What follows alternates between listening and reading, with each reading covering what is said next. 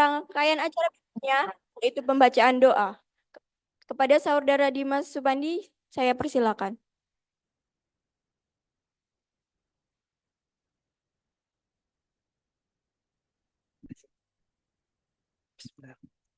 Assalamualaikum warahmatullahi wabarakatuh. Marilah kita sejenak menundukkan kepala sembari berdoa kepada Tuhan Yang Maha Esa. Bagi yang beragama Islam, izinkan saya memimpinnya. A'udzubillahi minasyaitonirrajim. Bismillahirrahmanirrahim. Alhamdulillahirabbil alamin. Wassalatu wassalamu ala asyrofil anbiya wal mursalin wa ala alihi wa sahbihi ajmain. Amma ba'd. Allahumma inna nas'aluka salamatan fid dinina wa afiatan fil jazadatina wa aziyadatan fil ilmina wa barakatan fil rizqina wa taubatan qoblal maut wa rahmatan indal maut wa maghfiratan ba'dal maut. Allahumma khawin alaina fi syakaratil maut wa najata minan nari wal afwa indal hizab. Rabbana hablana min ladunka rahmatan wa hayyi' lana min amrina rasyada. Rabbana zalamna anfusana wa illam taghfir lana wa tarhamna lanakunanna minal khasirin. Rabbana atina fid dunya hasanah wa fil akhirati hasanah wa qina adzabannar. Wassallallahu ala sayyidina Muhammad wa ala alihi wa sahbihi ajma'in walhamdulillahi rabbil alamin. Assalamualaikum warahmatullahi wabarakatuh.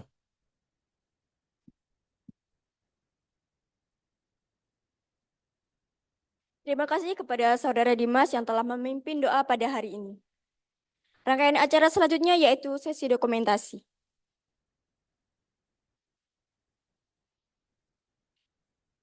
Dimohon untuk Bapak Ibu dosen dan para peserta dimohon untuk berdiri.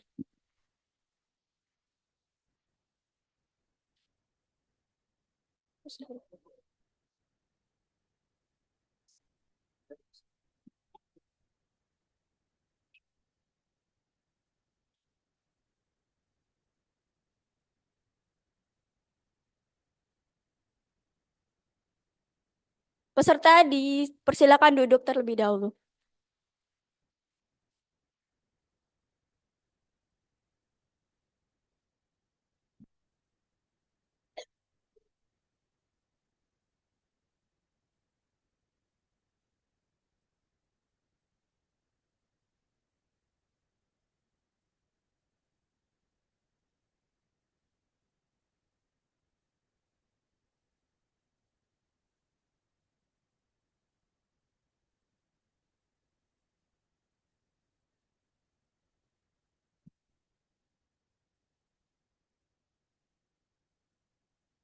Dimohon para peserta untuk berdiri kembali. Dan izinkan saya untuk membantu sesi dokumentasi pada hari ini. Ya.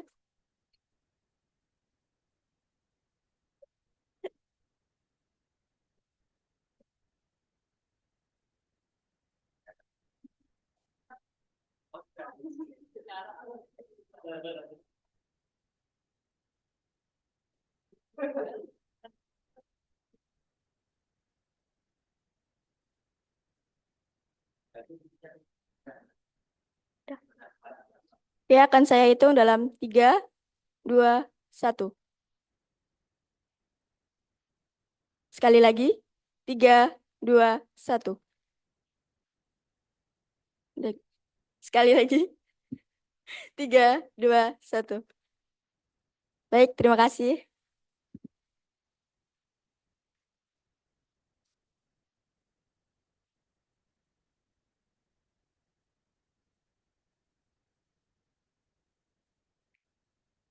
Dengan sesi dokumentasi, maka berakhirlah rangkaian pembukaan kuliah umum pada hari ini. Rangkaian acara selanjutnya yaitu Kuliah Umum Sistem Informasi 2024. Selamat siang peserta kuliah umum. Selamat datang di Kuliah Umum Sistem Informasi pada hari ini. Tentunya narasumber kita pada hari ini sangat luar biasa dan insya Allah akan mendapatkan banyak ilmu khususnya terkait bisnis digital saat ini. Namun sebelum kita memulai kuliah umum pada hari ini, saya akan membacakan beberapa aturan kuliah umum pada hari ini.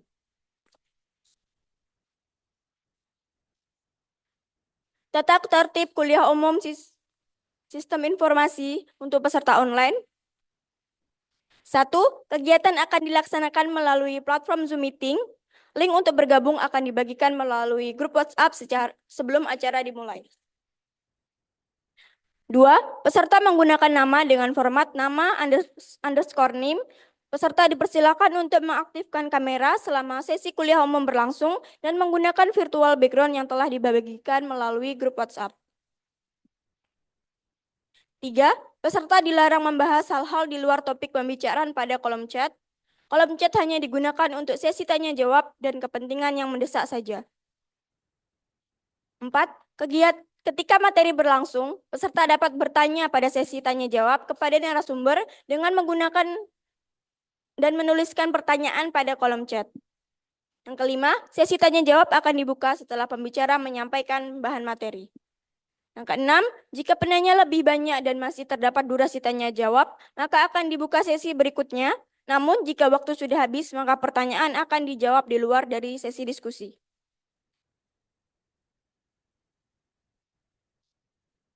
7.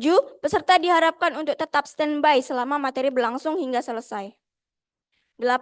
Akan terdapat presensi daring berupa link Google Form yang akan diberikan saat acara kuliah umum berlangsung untuk dapat memperoleh sertifikat. Yang ke-9, jika terdapat peserta yang melakukan spam atau pada kolom chat, maka terdapat sanksi berupa A. Sanksi pertama dan kedua akan diberikan dalam bentuk teguran.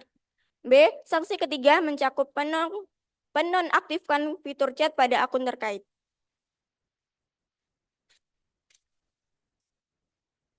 Selanjutnya, tata tertib kuliah umum untuk peserta offline.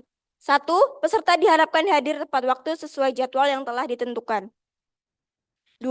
Peserta diharapkan mengatur perangkat elektronik ke mode senyap selama kuliah umum berlangsung. 3. Menghindari berbicara atau berbisik dengan peserta lain saat pemateri sedang menjelaskan materi. 4.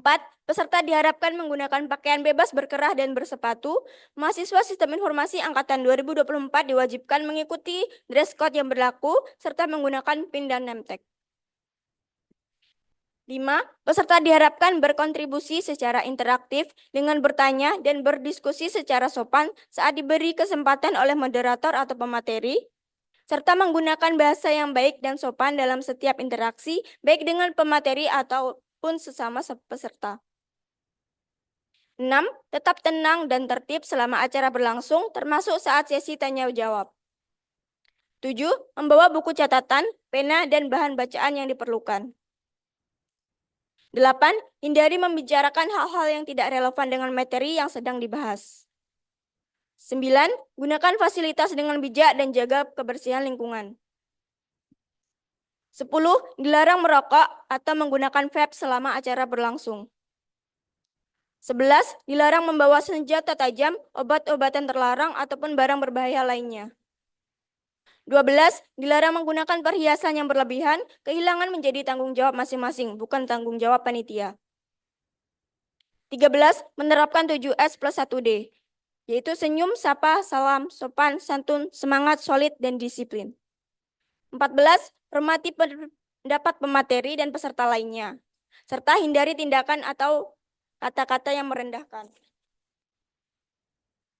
15. Jika perlu meninggalkan ruangan saat kuliah umum berlangsung, usahakan keluar dengan sopan tanpa mengganggu pemateri dan peserta lain. 16. Peraturan dapat berubah di kemudian hari dengan persetujuan bersama melalui musyawarah. Sanksi 1. Bagi yang membuat kericuhan akan diberi peringatan berupa teguran.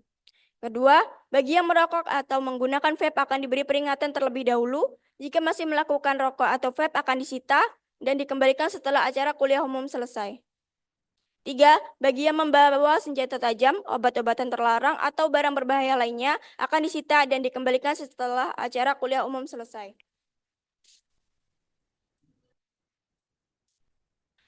Demikianlah tata tertib kuliah umum pada hari ini. Baik, sepertinya para peserta sudah tidak sabar untuk menerima materi pada hari ini. Tetapi sebelum itu, saya akan membacakan CV dari moderator kita pada hari ini. Beliau adalah Farhadiba Helwalatifah, merupakan mahasiswi program studi Sistem Informasi Angkatan 2021. Beliau mempunyai banyak pencapaian dan pengalaman organisasi, Salah satunya saat ini beliau menjabat sebagai Kepala Divisi Akademik HMSI FMIPA periode 2023-2024. Beliau juga pernah menjabat sebagai staf Kementerian Advokasi dan Kesejahteraan Mahasiswa BEM FMIPA Untan pada tahun 2023. Dan beliau juga memiliki banyak prestasi. Yang pertama, Genbi Awardi 2023, juara 3 Lomba Kewirausahaan tingkat Fakultas MIPA 2022, top 10 finalis Startup Idea Fakultas MIPA 2022. Baiklah, tanpa berlama-lama lagi, mari kita sambut dengan tepuk tangan yang meriah kepada moderator kita pada hari ini.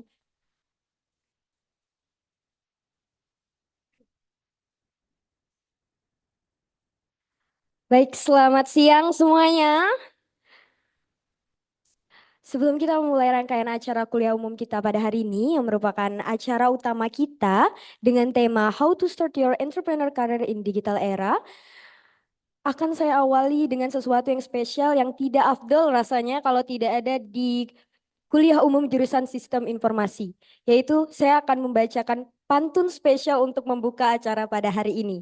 Jadi dimohon untuk kepada para peserta dan juga Bapak Ibu dosen serta pemateri untuk bantuan cakepnya gitu ya, biar bagus gitu ya. Oke, saya mulai ya. Sorong papan tarik papan, buah keranji dalam perahu. Selamat datang saya ucapkan. Assalamualaikum warahmatullahi wabarakatuh. Sepertinya para peserta sudah tidak sabar untuk menyaksikan materi yang akan disampaikan oleh pemateri kita yang sangat luar biasa pada hari ini. Yang pastinya materi kita hari ini akan sangat bermanfaat untuk mahasiswa sistem informasi, khususnya mahasiswa baru yang baru saja bergabung di jurusan sistem informasi. Untuk mengetahui bagaimana sih bisnis di bidang IT dan bagaimana gambaran terkait bisnis di bidang IT. Namun sebelum itu, saya akan membacakan terlebih dahulu profil dari pemateri kita yang sangat luar biasa pada hari ini. Beliau bernama Muhammad Iqbal Eskom MM dengan riwayat pendidikan Bachelor of Science in Computer Science di Universitas Tanjung Pura, Master of Management Fakultas of Business and Economic di Universitas Tanjung Pura. Beliau saat ini merupakan seorang direktur dari Rusabet Indonesia.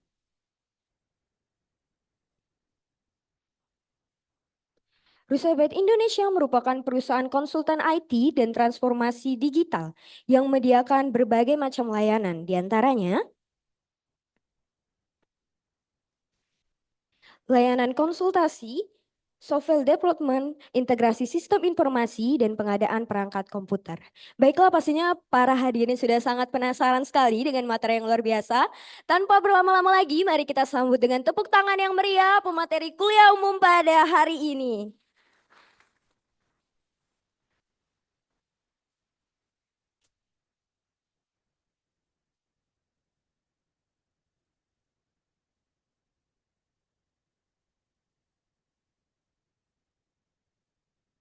Assalamualaikum warahmatullahi wabarakatuh. Selamat siang semuanya.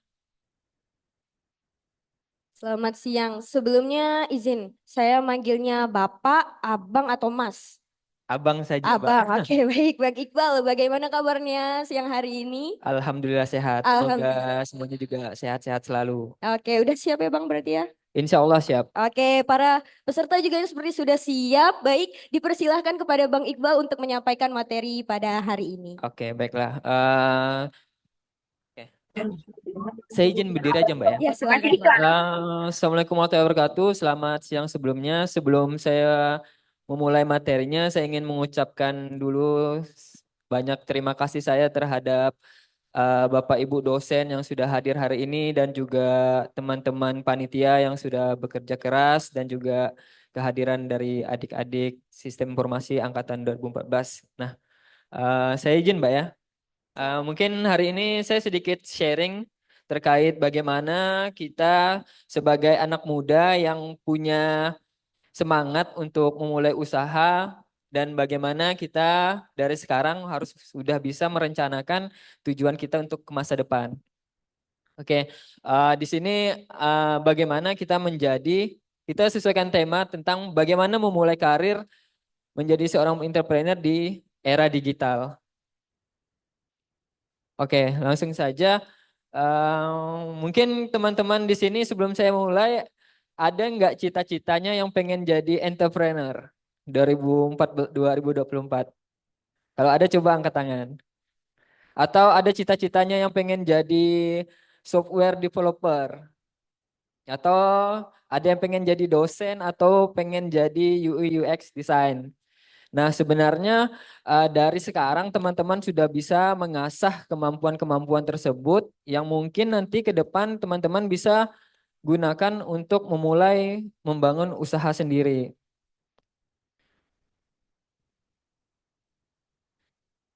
Oke, mungkin saya mulai dari introduction dulu. Jadi di sini teman-teman mungkin sudah paham apa itu tentang entrepreneurship, apa itu tentang entrepreneur. Nah, jadi untuk memulai sebuah kewirausahaan itu sebenarnya yang kita butuhkan adalah tentang bagaimana kita untuk berani gitu, berani tentang menghadapi tantangan ke depan dalam menyelesaikan masalah dan juga sebagai entrepreneur, kita dituntut untuk selalu memiliki kreativitas dan juga inovasi karena persaingan pasar yang semakin tinggi dan menuntut kita untuk terus berinovasi.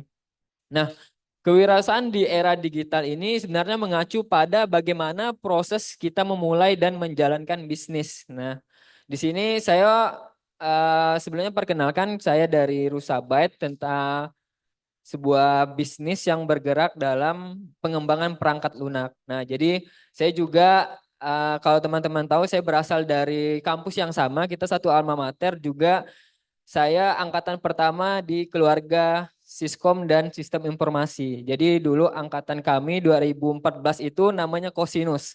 Nah, jadi Kosinus itu angkatan Sistem Informasi dan Sistem Komputer tahun 2014 yang menjadi satu. Nah, jadi dulu kami masih satu, namanya Kosinus. Nah, kita lanjut di bagaimana kita memulai kewirausahaan. Nah, yang paling pertama teman-teman harus miliki adalah jiwa keberanian. Nah, kalau kita sudah berani, kita sudah siap untuk menghadapi segala rintangan dan permasalahan. Nah, kita tahu bahwa sekarang era digital sudah semakin banyak dikenal, sudah banyak yang menggunakan internet, handphone, dan segala macam. Sehingga dalam bisnis ini kita bisa menggunakan offline dan online, serta bisnis yang menggunakan teknologi digital untuk meningkatkan dan memperluas operasinya.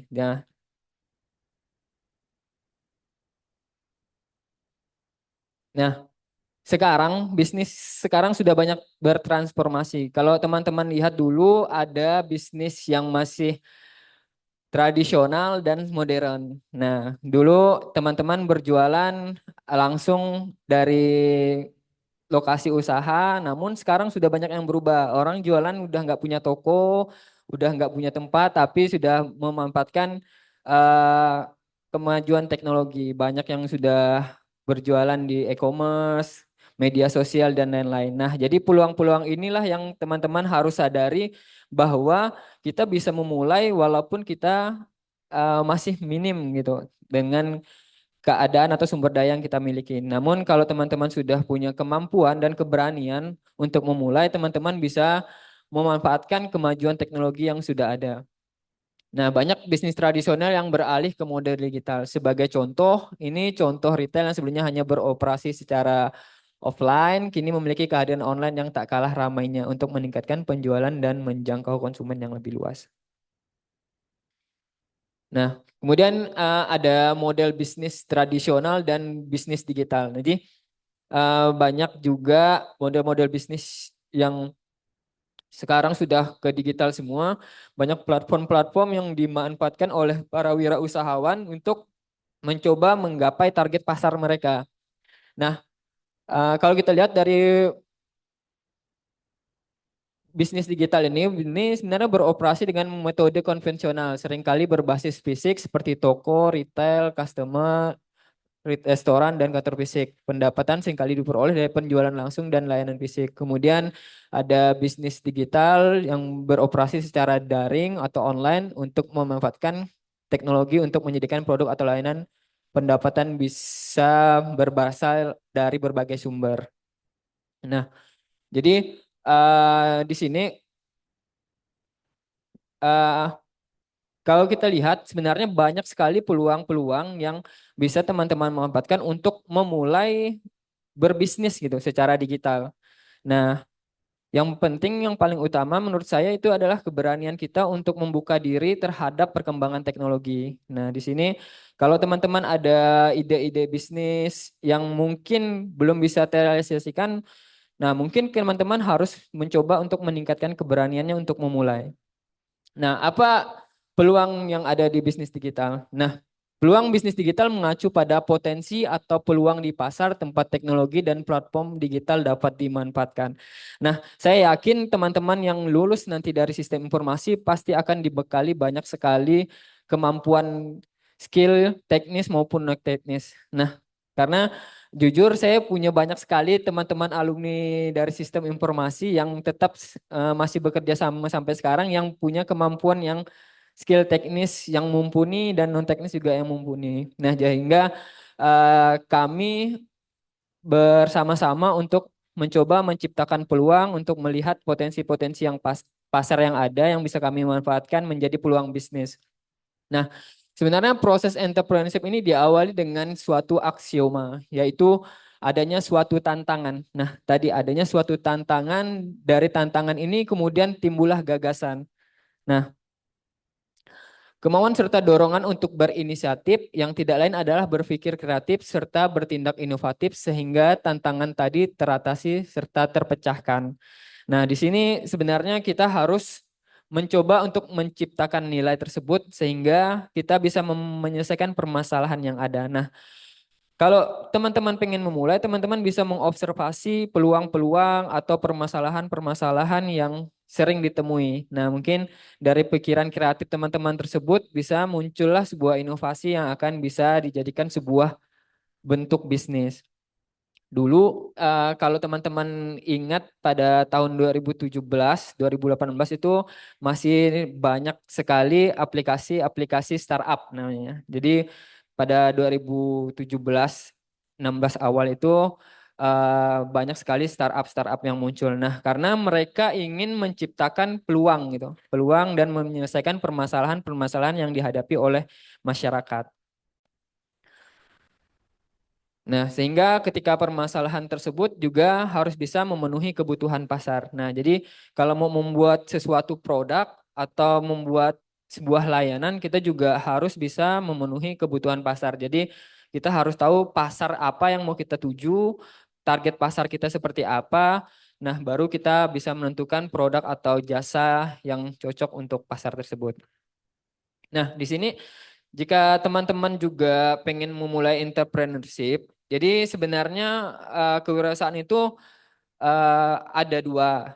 Jadi bisa dari sisi produk ataupun jasa. Jadi teman-teman yang punya skill bagus, yang punya keahlian yang bisa diasah mulai dari sekarang, itu sebenarnya bisa menjadi seorang profesional yang bisa menjadi pengusaha gitu, pengusaha di bidang jasa. Ada juga teman-teman yang mahir jualan nih, yang punya produk, yang bisa memasarkan juga bisa bergelut di bidang perdagangan atau sebuah produk. Nah, mengapa ini penting? Karena kalau kita lihat sekarang jumlah pengguna internet dari tahun ke tahun itu sudah semakin meningkat. Nah, sehingga kemampuan kita atau pengetahuan kita tentang teknologi dan perkembangan teknologi kita juga harus karena dengan ini kita bisa meningkatkan peluang keberhasilan kita juga sebagai wirausaha muda yang ingin mengembangkan usaha. Nah, kalau teman-teman lihat di sini semakin tahun tingkat penetrasi juga semakin tinggi. Pertumbuhan tingkat penetrasi pada tahun 2024 mencapai 79,5%. Kemudian pengguna internet di Indonesia juga kita lihat, nah dari kelompoknya kita lihat dari milenial, post Gen Z dan baby boomer. Nah, di sini sebenarnya kalau kita bisa melihat data tersebut, kita bisa menjadikan itu sebagai peluang. Ini cocoknya saya eh, masuk di pasar yang mana nih? Nah, jadi kalau teman-teman pengen berusaha, teman-teman harus juga berdasarkan fenomena yang ada. Kira-kira mau menembus pasar yang mana? Nah, Mengapa bisnis digital menjadi sangat penting? Karena dengan memahami dan memanfaatkan peluang bisnis digital dapat menghasilkan pertumbuhan dan kesuksesan signifikan di era digital saat ini. Nah, ini adalah peluang-peluang untuk memulai bagaimana teman-teman yang punya niat untuk berusaha dari sekarang, walaupun masih statusnya mahasiswa, tapi tidak menutup kemungkinan teman-teman yang sudah punya tekad untuk jadi pengusaha sudah bisa memulainya dari sekarang dengan memanfaatkan platform-platform yang sudah ada dan juga mempelajari hal-hal yang nanti ke depan akan menjadi kebutuhan teman-teman untuk terus bertahan di pasar. Nah, di sini seperti ada e-commerce dan marketplace. Nah, di sini adalah e-commerce yang bisa teman-teman manfaatkan untuk memulai dulu usahanya. Jadi tentukan dulu kira-kira mau misalnya jualan baju. Nah, tapi dengan konsep online atau jualan jasa, misalnya tentang pengembangan perangkat lunak atau desain, teman-teman juga bisa memasarkannya. Kemudian yang juga tentang digital marketing. Nah, sebenarnya bisnis online atau digital itu sebenarnya banyak gitu. Bisa jadi jasa dari SEO atau marketing dan juga tentang sisi teknisnya juga atau ada UI UX design juga banyak. Sebenarnya itu juga bisa menjadi peluang-peluang teman-teman untuk memulai berwirausaha. Kemudian juga yang sedang viral juga content creator, IT consulting service, mobile apps and software development, education technology, dan IoT. Nah, ini sebenarnya peluang-peluang yang mungkin teman-teman bisa gali lebih dalam biar nanti ketika lulus dari sistem informasi ataupun masih menjadi mahasiswa sistem informasi sudah bisa membangun usahanya.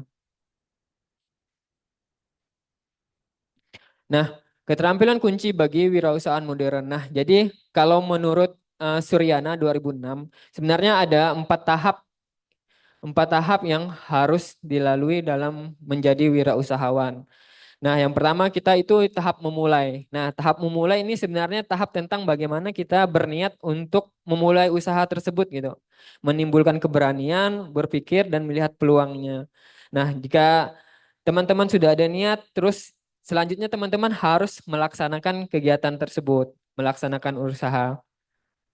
Nah, kegiatan melaksanakan usaha pasti akan banyak sekali tantangan dan juga problematika yang teman-teman harus selesaikan karena memang banyak sekali tantangan-tantangan yang mungkin banyak pengusaha yang tidak bisa me, memaintenannya sehingga usahanya tidak bisa untuk dipertahankan gitu. Nah, sebenarnya tahap yang paling penting di sini adalah bagaimana usaha yang kita bangun tadi yang berbasis bisnis digital itu bisa tetap bertahan gitu.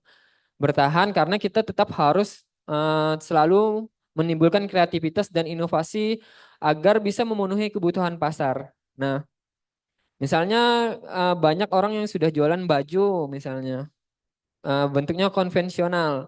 Tapi kita nggak mau mengikuti perkembangan teknologi yang ada saat ini. Orang-orang sudah beralih ke online, kemudian ada yang live streaming dan segala macam dengan memanfaatkan teknologi yang ada. Cuman kita tetap bersikeras dengan kemauan kita untuk tetap tradisional gitu. Sehingga kita semakin tergerus dengan persaingan pasar. Nah, sehingga kita tidak bisa mempertahankan usaha. Nah, ketika teman-teman sudah berhasil di tahap mempertahankan usaha, teman-teman juga harus berpikir bagaimana usaha yang sudah saya pertahankan tersebut bisa saya kembangkan. Nah, bisa bentuk ekspansi dan segala macam. Oke.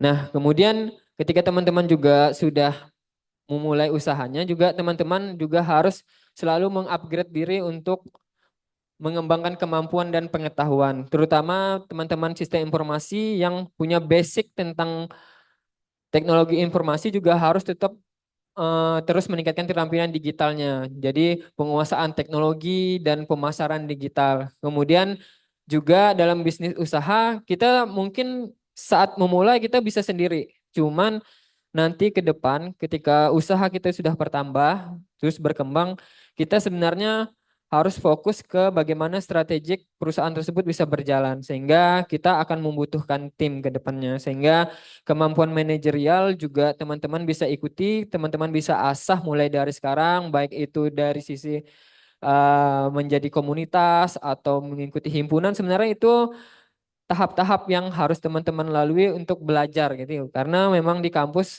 tempat kita belajar, mengasah kemampuan kita agar nanti setelah lulus kita sudah punya bekal gitu untuk menghadapi dunia yang lebih luas. Kemudian di sini juga ada keterampilan keuangan sehingga kita mampu untuk merencanakan anggaran, mengelola aliran dan memahami laporan keuangan. Kemudian teman-teman juga harus mengembangkan tentang keterampilan strategis yaitu bagaimana menganalisis masalah dan menemukan solusi kreatif dan inovatif. Nah, ini juga yang sangat perlu ditekankan karena eh, kita harus bisa untuk menemukan solusi kreatif tentang kebutuhan pelanggan. Kemudian keterampilan komunikasi. Nah, keterampilan komunikasi untuk menyampaikan ide dan informasi dengan jelas kepada berbagai pemangku kepentingan juga sangat penting. Jadi, teman-teman yang pengen memulai menjadi bisnis ownership atau pengen menjadi pengusaha mulai dari sekarang teman-teman sudah harus mencoba memberanikan diri untuk mencari ide-ide yang mungkin bisa direalisasikan. Baik itu dari bentuknya produk ataupun jasa. Nah, biasanya sepengetahuan saya teman-teman mahasiswa yang masuk sistem informasi juga sebenarnya sudah dibekali tentang kemampuan-kemampuan teknis gitu. Misalnya ada yang punya bakat desain atau bahasa pemrograman. Nah, sebenarnya itu bisa menjadi peluang-peluang teman-teman untuk memulai dari sekarang.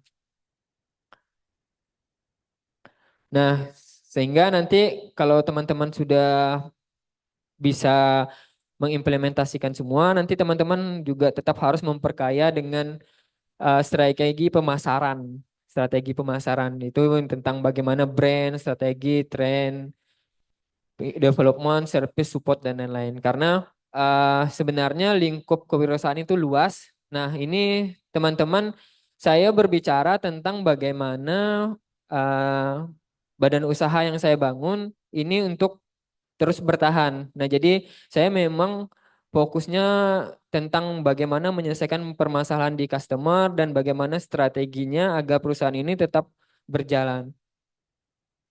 Nah, contoh kasus ini sebenarnya tadi seperti yang saya bilang banyak sekali startup yang mencoba untuk menyelesaikan permasalahan-permasalahan yang mereka miliki.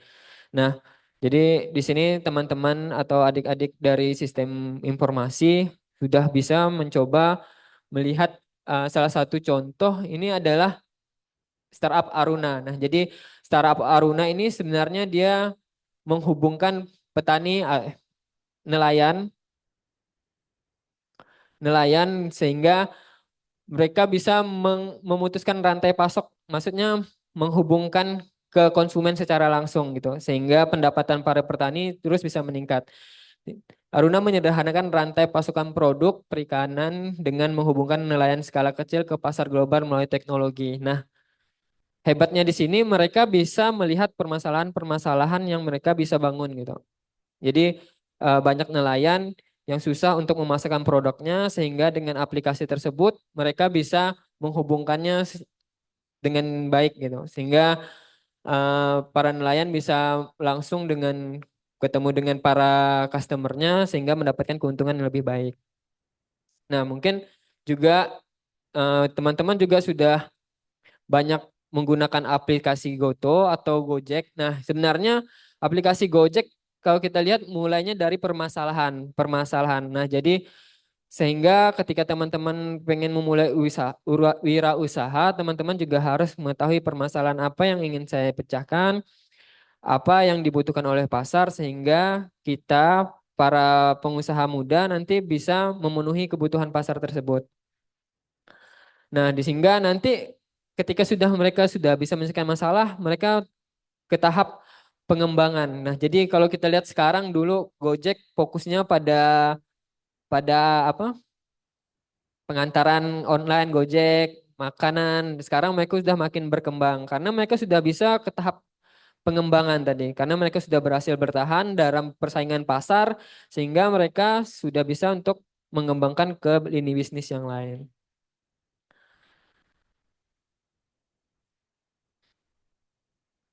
Nah, mungkin masih banyak juga contoh-contoh dari usaha-usaha yang dimulai dari nol. Nah, kalau saya sendiri, pengalaman sendiri, saya sebenarnya juga memulai usaha masih baru, karena memang saya dulu juga berangkatnya dari hal-hal teknis.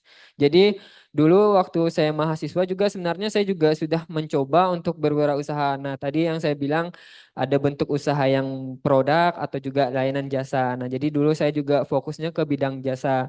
Sehingga dengan bekal tadi yang saya punya, saya mencoba untuk mengembangkannya lagi gitu. Karena sudah banyak pasar yang sudah bisa dimasuk, tapi kita harus lihat juga hal-hal terkait kebutuhan, baik dari sisi legalitas dan kerjasama yang berkelanjutan. Nah, sehingga waktu itu dulu saya masih ingat waktu masih perkuliahan, saya dulu banyak juga mendapatkan pekerjaan tentang pengembangan sistem yang sederhana. Nah, namun dengan bekal-bekal tersebut saya mencoba setelah lulus bekerja sama juga dengan alumni Sispo.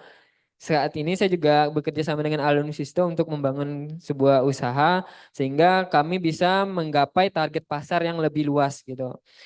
Baik dari sisi badan usaha sehingga dulu yang bentuknya bisnisnya bentuknya dari bisnis to customer sekarang berubah jadi bisnis ke bisnis gitu.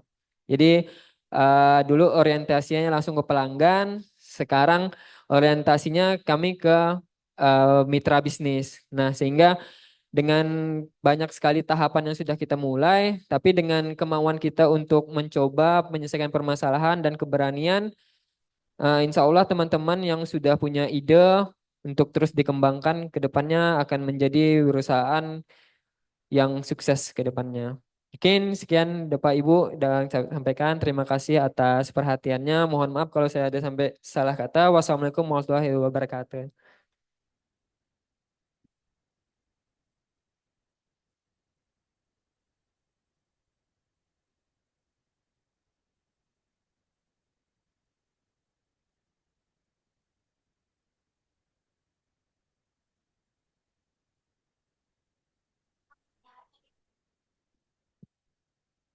Baik, luar biasa sekali penyampaian materi yang telah disampaikan oleh pemateri kita pada hari ini.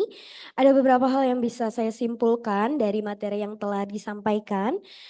Jika kita ingin memulai suatu usaha atau bisnis, hal yang paling penting yang harus kita miliki adalah keberanian untuk memulai bisnis itu sendiri. Kita bisa memanfaatkan adanya transformasi dari bisnis digital maksud saya dari bisnis tradisional menjadi bisnis digital dan mengambil peluang dari adanya transformasi tersebut. Kita bisa menggunakan inovasi dan kreativitas kita untuk mengambil peluang dari adanya transformasi dari tradisional menjadi digital. Selain itu, untuk membuat suatu produk, kita juga harus melihat nih bagaimana target kita dan pasar yang akan kita tuju.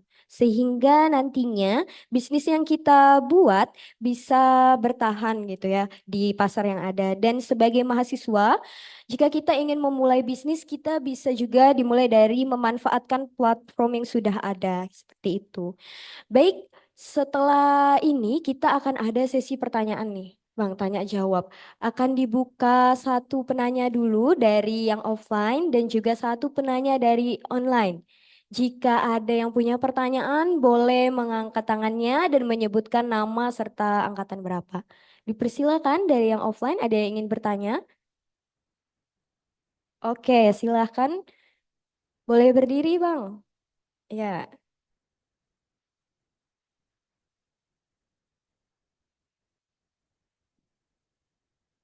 Baik Kak, sebelumnya saya ucapkan terima kasih karena telah memberikan saya kesempatan untuk bertanya. Nah, untuk Abang, saya ingin bertanya tentang suatu fenomena nih Bang. Walaupun udah lama, tapi ada namanya fenomena itu yang namanya tech winter Bang. Itu saya baca di sebuah forum. Di mana kalau tech winter tuh kalau nggak salah, para investor itu udah nggak tertarik untuk investasi ke sebuah startup yang baru berdiri Bang. Nah, saya juga baca di forum katanya maka sekarang itu para yang udah punya basic IT itu lebih tidak tertarik lagi untuk bikin sebuah startup dan lebih lebih untuk mendirikan sebuah kelas. Nah, Bang, ada nggak Bang tips atau solusi untuk mengatasi hal tersebut bagi kami yang masih tertarik untuk memulai startup tuh Bang. Terima kasih.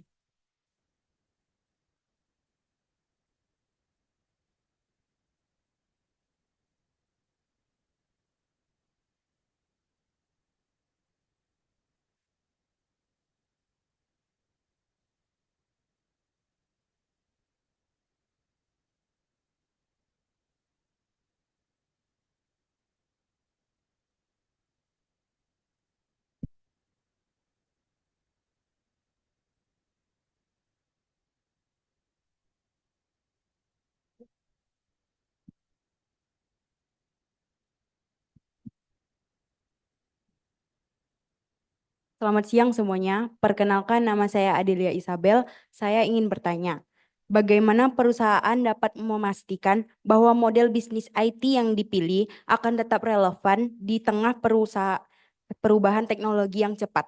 Sekian, terima kasih.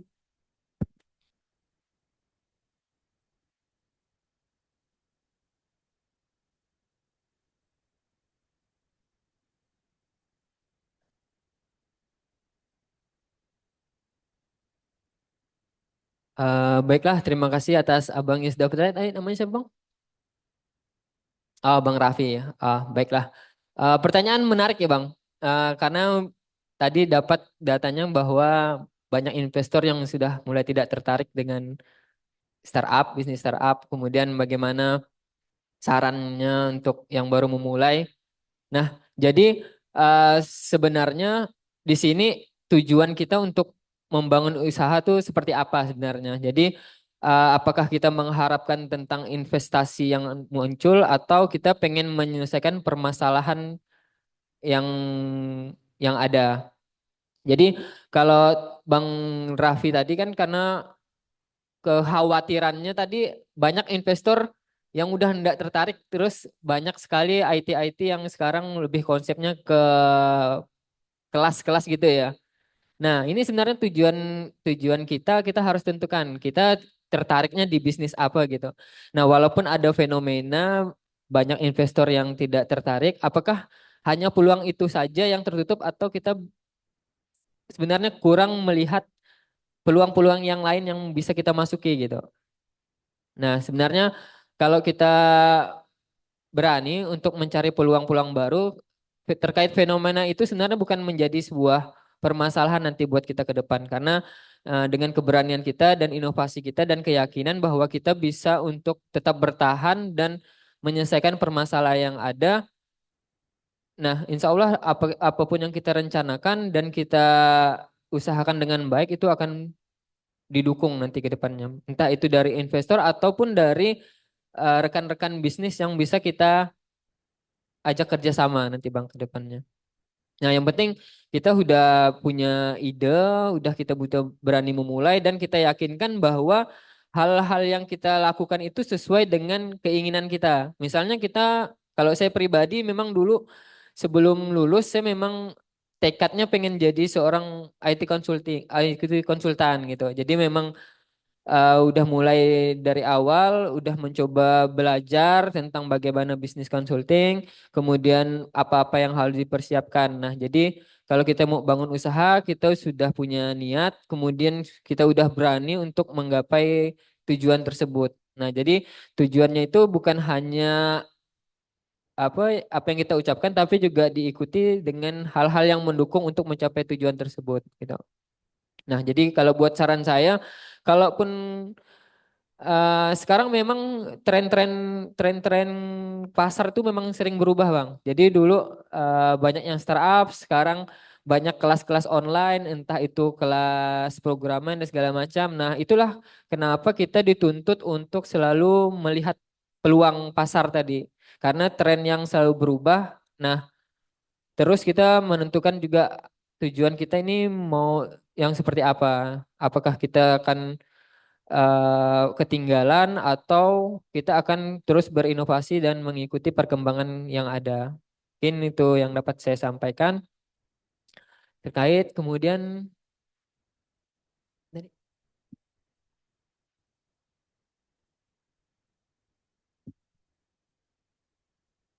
perkembangan ini ya. Apakah tadi siapa? Oke, baiklah. Terima kasih kepada Mbak Andia atas pertanyaannya. Mbak Atia ya, Mbak Atia. Maaf Mbak, saya salah sebut. Mbak Atia ya. Terkait apakah bisnis tentang IT ini selalu relevan ya Mbak dengan perkembangan yang ada ya? Nah, sebenarnya tantangan dari bisnis bisnis IT, terutama bisnis di sini di bidang jasa ya Mbak. Di bidang jasa itu sebenarnya harus mencoba untuk mengadopsi teknologi-teknologi yang baru. Nah, sebenarnya kalau saya pribadi dengan tim saya sebenarnya kami tetap mengetahui tentang teknologi tersebut. Namun yang kami harus selesaikan biasanya yaitu tentang kebutuhan penggunanya seperti apa.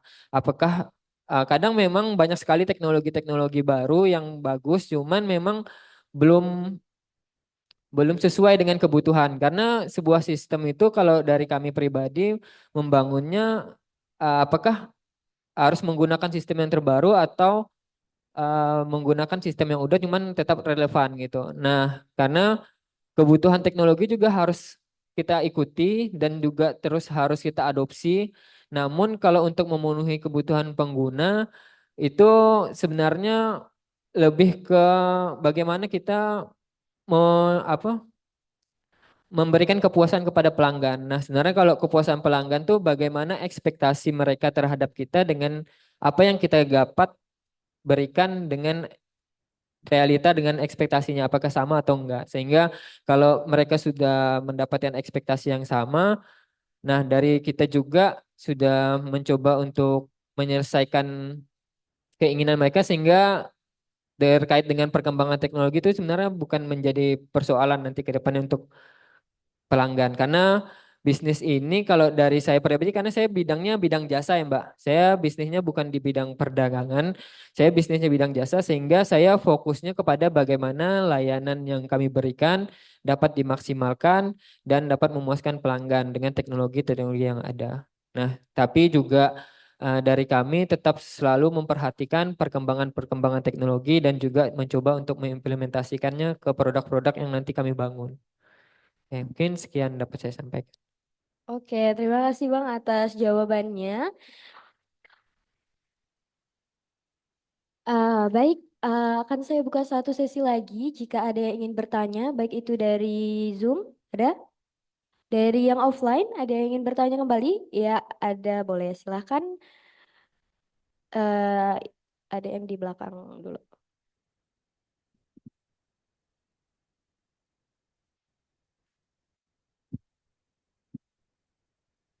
Selamat siang semuanya. Perkenalkan, nama saya Giraldine Agustiwi. Saya ingin bertanya, apakah inovasi teknologi selalu memberikan keunggulan kompetitif bagi perusahaan bisnis digital tersebut, atau ada situasi di mana inovasi tersebut dapat menjadi bumerang atau beban bagi perusahaan digital tersebut? Sekian dari saya, terima kasih.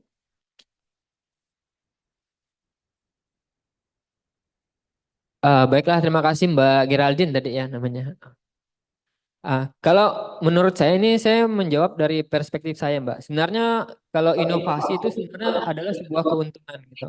Nah, karena inovasi itu pasti diukur dulu dari bagaimana resiko-resiko yang akan ditimbulkan. Sehingga uh, dengan inovasi sebenarnya kita mencoba untuk menyelesaikan permasalahan, bukan untuk membuat permasalahan sebenarnya. Sehingga dengan adanya inovasi-inovasi tersebut, ya hal-hal unik yang dikembangkan oleh sebuah perusahaan itu bisa juga menjadi keunggulannya ke depan. Karena eh, sebuah keunggulan bersaing di sebuah perusahaan itu sebenarnya terkaitnya dari inovasi-inovasi yang bisa ditampilkannya untuk menyelesaikan permasalahan yang ada. Sekian, terima kasih.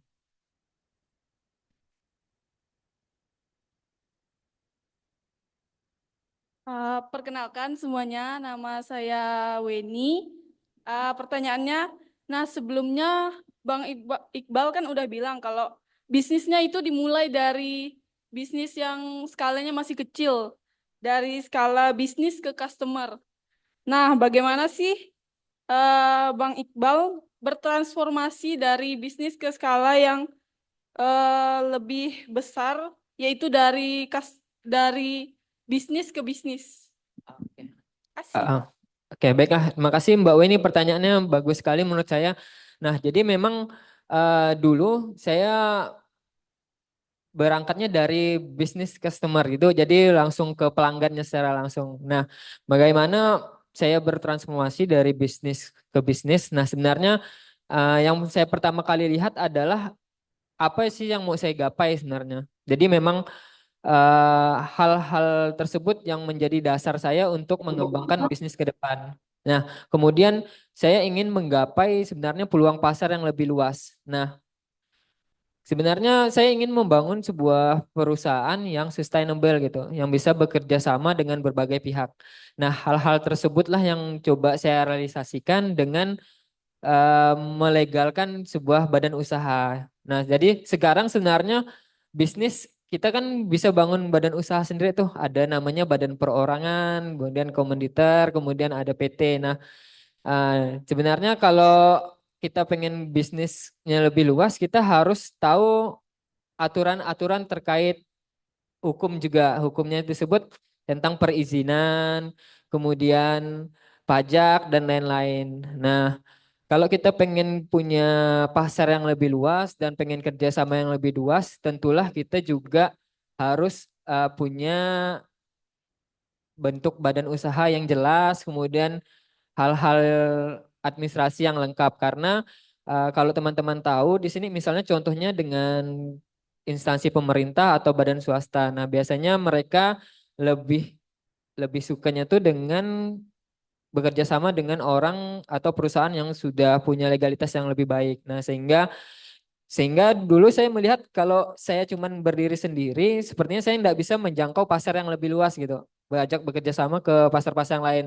Sehingga saya mencoba untuk membangun sebuah perusahaan tersebut agar bisa masuk ke pasar yang lebih luas, baik itu dari sisi pemerintah ataupun swasta. Sehingga itu sebenarnya didasarkan pada tujuan awal membangun bisnis ini mau sampai mana gitu sebenarnya.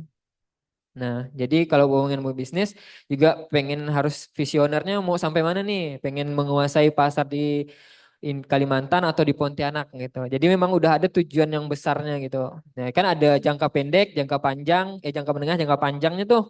Nah, misalnya jangka pendek ya mau seperti apa, jangka panjangnya 10 tahun lagi kayaknya seperti apa. Nah, jadi ada strategi-strategi yang harus kita adaptasi terus-menerus. Karena perubahan-perubahan kan cepat tuh. Nah, kita juga harus menyesuaikan dengan kebutuhan dan tujuan kita. Mungkin sekian, terima kasih. Oke, berikan tepuk tangan yang meriah untuk jawaban dari pemateri kita pada hari ini. Baik, ada satu pertanyaan terakhir nih Bang, dari saya. Kan ketika kita menjalin kerjasama itu kan kita pasti akan tim ya Bang. Nah, apakah Bang ada tips nih? Karena kan biasanya sering terjadi kalau perusahaan itu karena masalah internalnya gitu Bang, yang itunya gitu ya. Nah, apakah Abang ada tips nih bagaimana cara kita biar bisa bekerja sama dengan baik gitu dalam tim gitu, agar perusahaan kita bisa terus bertahan seperti itu, Bang?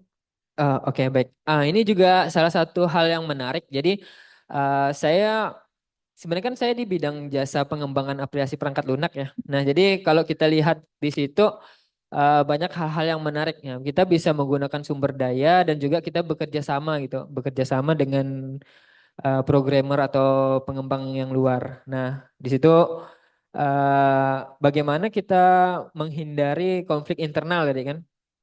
Nah, sebenarnya eh, konflik internal itu muncul karena mungkin komunikasi antara tim satu dengan tim lain yang kurang bagus. Nah, sebenarnya dari hal-hal dasar bagi komunikasi dan kita menyampaikan tugas dengan baik dan pekerjaannya dengan sesuai, hal-hal tersebut kita bisa minimalisir. Nah, tapi kita tetap harus tahu sumber daya yang bekerja sama dengan kita ini karakteristiknya seperti apa, bagaimana menghadapinya, komunikasinya seperti apa.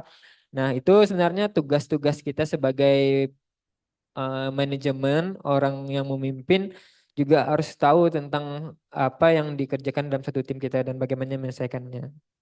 Oke, terima kasih Bang atas jawabannya. Baik, boleh beli tepuk tangan yang meriah sekali lagi untuk pemateri kita pada hari ini. Dengan ini maka berakhir pula sesi kuliah umum kita pada hari ini. Terima kasih kepada Bang Iqbal telah menyampaikan materi pada hari ini. Setelah ini akan saya serahkan kembali kepada MC untuk melanjutkan acara. Saya tutup. Wassalamualaikum warahmatullahi wabarakatuh. Selamat siang. Tepuk tangan sekali lagi untuk pemateri kita hari ini. Setelah ini foto bersama.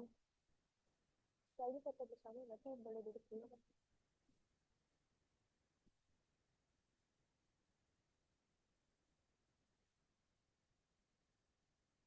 Luar biasa materi kita pada hari ini. Semoga ilmu yang telah disampaikan dapat bermanfaat untuk kita semua, terutama dalam pentingnya bisnis digital pada saat ini dengan memanfaatkan teknologi yang tersedia. Kemudian bagaimana menciptakan peluang untuk mengatasi permasalahan di masyarakat dan dapat memenuhi kebutuhan pasar. Rangkaian selanjutnya yaitu penyerahan sertifikat dan plakat kepada narasumber. Dimohon kepada Ketua Jurusan Sistem Informasi Ibu Reni Puspitasari STMT dan kepada Bapak Muhammad Iqbal Eskom MM selaku narasumber pada kita hari ini dimohon untuk maju ke depan. Penyerahan plakat.